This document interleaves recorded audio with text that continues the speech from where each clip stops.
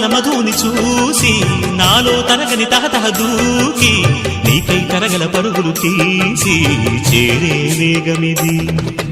ఆరారు కాలాల వర్ణాలతో నీరాజనం నీకు అందించనా, ఏడేడు జన్మాల బంధాలతో ఈనాడు నీడు పండించనా. మరి తయారయ్యే ఉన్న వయ్యారంగా సయ్యత్తు ఒళ్ళోకి వాలంగా చూసుకొచ్చానమ్మా చూడు ఉత్సాహంగా చిన్నారి వన్నెల్ని ఏలంగా. ప్రతిక్షణం